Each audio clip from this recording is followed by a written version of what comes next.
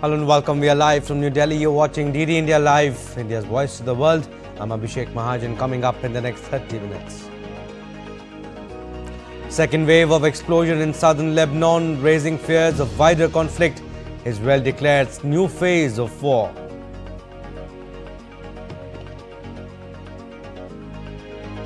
Ukraine claims Russian advancement in Kursk region has been stopped. President Zelenskiy says victory plan is fully prepared.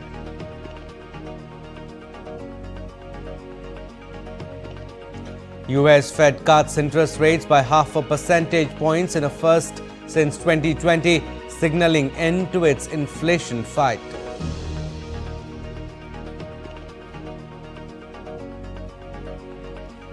Nature's fury engulfs parts of world. Wildfires in Portugal and Peru wreak havoc. Flood upends normal life across vast swaths in the USA, Europe and Africa.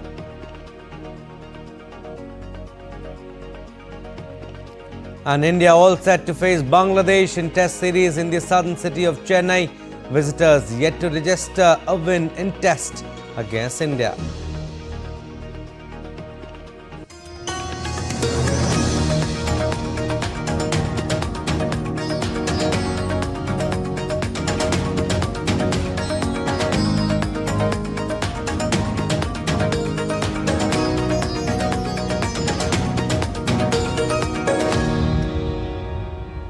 Alright, news in detail now. A second wave of device explosions killed 20 people and wounded more than 450 others on Wednesday in Hezbollah strongholds in Lebanon.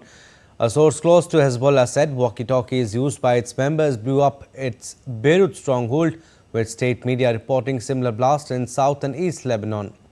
The deadly attacks came a day after the simultaneous explosion of hundreds of paging devices used by Hezbollah killed 12 people, including 2 children, and wounded up to 3,000 others in an unprecedented attack blamed on Israel. While Israeli officials have not commented, security sources claim Israel's spy agency Mossad was behind the attacks. A Hezbollah official described the incident as the group's biggest security breach in its history. Israeli Defense Minister Yoav Gallant said during a visit to an airbase that the nation is at the start of a new phase in the war and that the center of gravity is moving northward. The US is trying to avert a bigger showdown between the Hezbollah and Israel. The White House warned all sides against an escalation of any kind. Hezbollah has said Israel was fully responsible for this criminal aggression and vowed revenge. The influx of so many casualties all at once overwhelmed hospitals in Hezbollah strongholds. After the deadly devices blast in Lebanon, efforts to avert an all-out war between Hezbollah and Israel are gaining momentum. In view of spiraling tensions in West Asia after the blasts that have left many dead, senior diplomats from the United States, Britain, Germany, France and Italy will meet in Paris today to discuss the issue. According to the sources, the meeting will take place as fears grow of an all-out war engulfing the region, with conflict raging in Gaza. And after 2 days of exploding pagers and other devices in Lebanon, an unprecedented attack the country's Iran-backed Hezbollah militant group has blamed on Israel. US Secretary of State Antony Blinken will join his counterparts after discussing the possibility of a Gaza war truce in Cairo. Italian Foreign Minister Antonio Tajani, who said he will attend, added that the group would also discuss the war in Ukraine.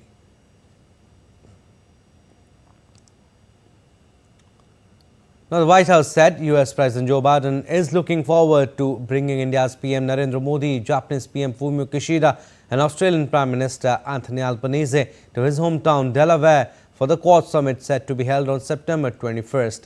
The mega summit also marks Biden's last Quad Summit of his term ahead of the presidential elections in the US. Addressing a press briefing, US National Security Council Coordinator for Strategic Communications John Kirby said President Biden will meet Quad leaders individually and the four together in a larger plenary session where they will discuss expanding cooperation on various critically important issues.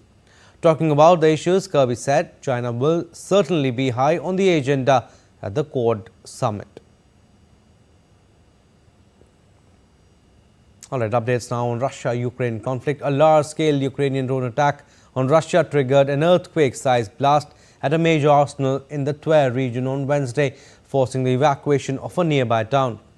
Satellite images from Maxar technology show fire and smoke rising from the ammunition after the attack. The governor of the Tver region, Igor Rudenya, mentioned that Ukrainian drones had been shot down, a fire had broken out and some residents were being evacuated. NASA satellites picked up intense heat sources emanating from an area of about 14 square kilometers at the site. As per the sources, the drone attack had destroyed a warehouse storing missiles, guided bombs and artillery ammunition.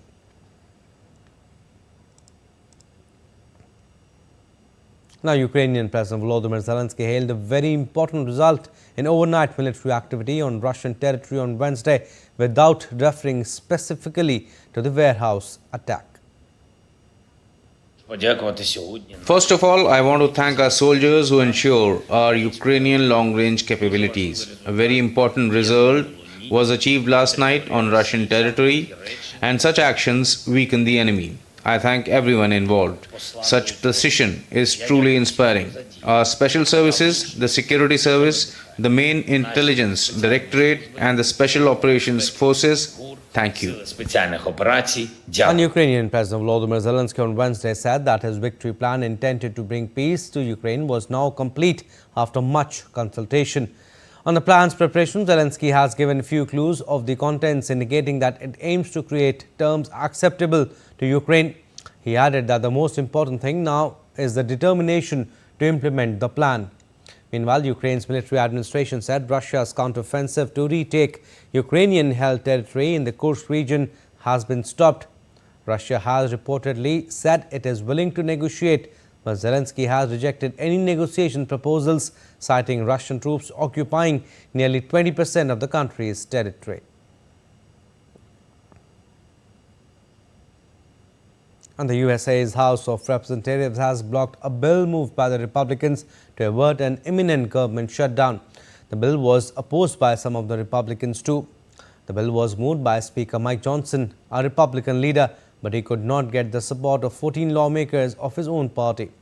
However, the bill got support from 3 lawmakers from the Democratic Party.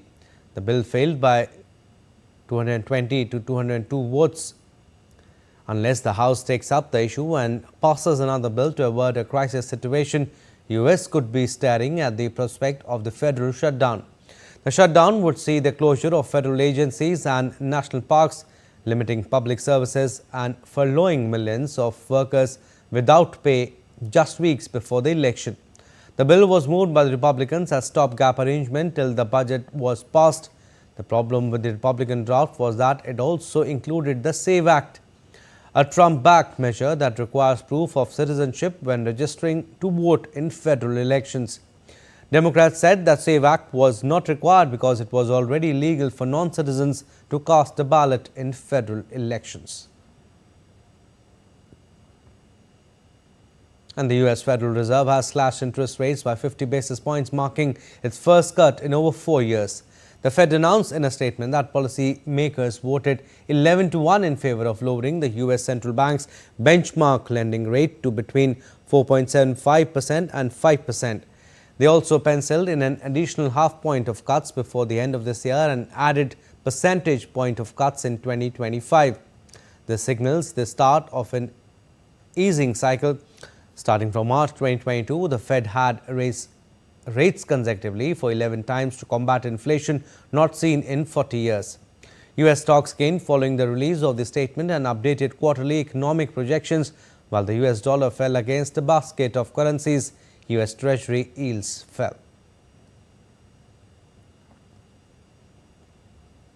At his press conference, Fed Chair Jerome Powell called the rate reduction a recalibration of central bank policy, noting that the Fed will continue to make decisions meeting by meeting. Our patient approach over the past year has paid dividends. Inflation is now much closer to our objective, and we have gained greater confidence that inflation is moving sustainably toward 2%. As inflation has declined and the labor market has cooled, the upside risks to inflation have diminished and the downside risks to employment have increased. We now see the risks to achieving our employment and inflation goals as roughly in balance, and we are attentive to the risks to both sides of our dual mandate. A Republican presidential candidate, Donald Trump, had his own take on the U.S. Federal Reserve's rate cut. Former U.S. President said the Fed cut shows the economy is very bad and suggested the Federal Reserve was playing politics. Trump made the comments during a visit to cryptocurrency-themed bar in Manhattan, where he was briefly shown how to transact Bitcoin and signed memorabilia for the patrons. I guess it shows the economy is very bad to cut it by that much. Assuming they're not just playing politics, the economy would be very bad, or they're playing politics, one or the other. But it was a big cut. Now, Haiti's government on Wednesday created a provisional electoral council, marking the most concrete step forward towards reviving the electoral process in years after political turmoil and later violence thwarted previous attempts. The council created on Wednesday already has representatives for 7 states that represent religious groups, journalists, farmers and unions. The council will be tasked with laying out the legal framework to hold elections and then planning them. The Caribbean nation is set to hold elections by 2026, a decade after they were last held in 2016. Under normal circumstances, elections would have been held every 5 years, but an already rocky political situation in Haiti was exacerbated by power vacuum caused by the assassination of President Jovenel Moise in 2021, and the nation has gone without a president since. Some weather updates now. Firefighters continue to battle wildfires raging near Portugal's Agueda as more people are forced to flee their homes across the country due to dozens of blazes. The authorities confirmed that much-needed reinforcements arrived on Wednesday from Spain and Morocco, offering some relief as cooler weather improved conditions to fight the flames. At least 7 people have died due to the blazes in Aveiro and Viseu districts, with dozens of houses destroyed and tens of thousands of hectares of forest and scrubland consumed. Authorities have mobilized more than 5,000 firefighters. Peruvian President Dina Boluarte has declared a state of emergency in 3 regions affected by devastating forest fires. The decision was taken after the forest fire have burned through swathes of nations' Andean and Amazonian croplands and left 16 dead. Speaking at the government palace, the president said that the heavily forested northern regions of Amazonas, San Martin and Ucayali will be under the new emergency measures, following several requests from local authorities for more resources to be allocated to fight the fires. The North Carolina government declared a state of emergency in southeastern counties after an unnamed storm slammed the coast in what some residents said was a once-in-a-century event. Residents in the coastal town of Carolina Beach said they were taken by surprise by the powerful storm system that dumped more than 20 inches of rain in a short period of time. Video images showed the town's neighborhoods and main streets swamped underwater. A coastal flood advisory remains in place as residents wait for the waters to recede. Now, communities in the Polish town of Olawa work shoulder to shoulder to secure city against flooding. Standing side by side, soldiers and civilian volunteers built rows of walls made of sandbags to secure buildings and streets against flooding of Bystrica River. Authorities expect waters to peak in Wrocław on Thursday. The Polish Defense Ministry said more than 14,000 soldiers had been deployed to flood-hit regions, with the armed forces using helicopters to evacuate people and strengthen flood defenses, while drones monitored the situation from above.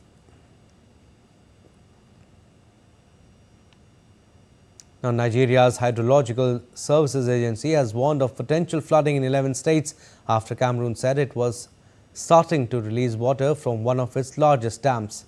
The warning comes as Nigeria is already grappling with severe floods in northeastern Borno state, where a dam burst its walls after heavy rains that have also caused floods in Cameroon, Chad, Mali and Niger.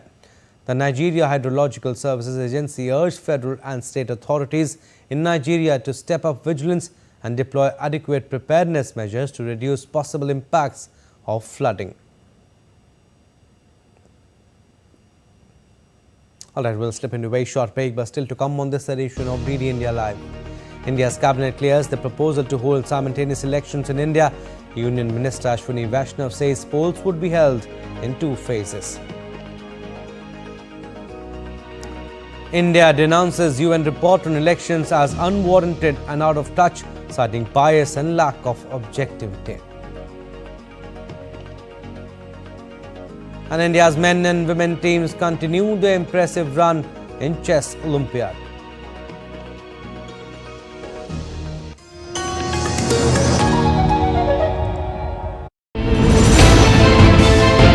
Geopolitics and trade deals.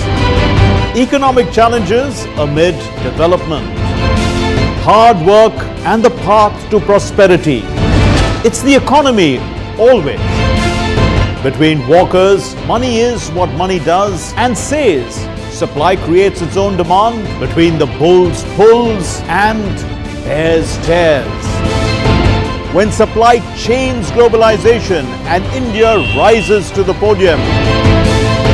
We'll get you centered with the economic brief at 8 p.m. every Thursday on DD India.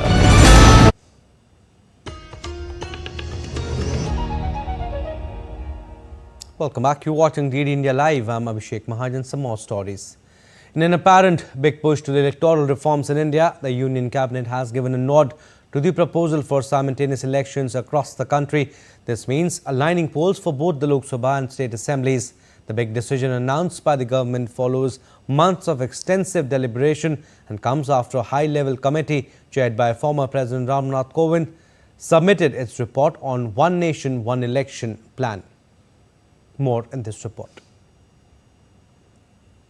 The Union Cabinet of India, led by Prime Minister Narendra Modi, approved the implementation of the One Nation, One Election in India, which proposes simultaneous Lok Sabha and Assembly elections. The key decision announcement on Wednesday followed the presentation of a comprehensive report from a high-level committee.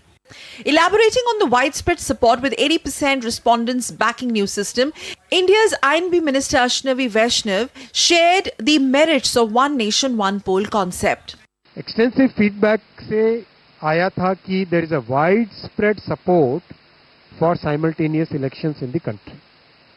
There is a wide spread support for simultaneous elections in the country. इसीलिए NDA सरकार की cabinet ने आज सर्वसम्मति से अब इन recommendations को accept किया और इसका इम्प्लीमेंटेशन 2 फेजेस में होगा, जैसा कि कमेटी के रिकमेंडेशंस में है. The polling in One Nation, One Election system will take place in phased manner. It will have simultaneous polls which will be held in 2 phases. Phase 1 will cover Lok Sabha and Assembly elections, while Phase 2 will cover local body polls. The local body polls will be covered within 100 days of the completion of Phase 1. The preparation of common electoral roll and voter ID cards will be done by Election Commission of India, and also the electoral roll preparation will be in consultation with the state election authorities. Let us now understand what are the long-term benefits of the One Nation, One poll concept when implemented. There will be reduction of costs of conducting polls, which will lead to saving of financial resources and also reduce the administrative burden and also the burden on security forces. It will lead to improved voter turnout because multiple polls also hinders development. Multiple polls also take polls on criminal justice system. So One Nation, One election will have benefits in terms of improving overall development scenario. This is a landmark decision of the Narendra Modi government. Moreover, this is an election promise of the National Democratic Alliance. So such a decision will have far-reaching effects in the election process of our country, because that can save a lot of public money. The government can give more attention in the development of the country. It may be recalled a high-level committee was constituted by Central Government of India on holding simultaneous elections under the chairmanship of Shri Ram Nath Kovind, former President of India, on 2nd September 2023. The committee submitted its report on 14th of March 2024 after inviting suggestions from various stakeholders, including the political parties. Experts on law, including former Chief Justices of India and former Chief Justices of High Court, former Chief Election Commissioners of India and State Election Commissioners were invited for interaction in person with the committee. The committee, after extensive meetings, submitted its recommendations to the government. The government had asserted that one nation, one election is one of the key promises to be implemented during Prime Minister Modi's 3.0 tenure, and with Wednesday's announcement, the Modi government has walked the talk. Sakal Bhatt's report for DD India. And the Union Territory of Jammu and Kashmir voted in its first assembly election in a decade on Wednesday. The overall voter turnout in the Union Territory during the first phase of the assembly election was recorded at 58.85%. The highest voter turnout so far has been recorded in the Kishtwar district of Jammu and Kashmir with 77.23%, while the lowest has been in Pulwama with 43.87%. Meanwhile, campaigning for the remaining phase of elections are in full swing. Political leaders holding rallies across Jammu and Kashmir. Prime Minister Narendra Modi will also hold rallies in Srinagar and Katra region of Jammu.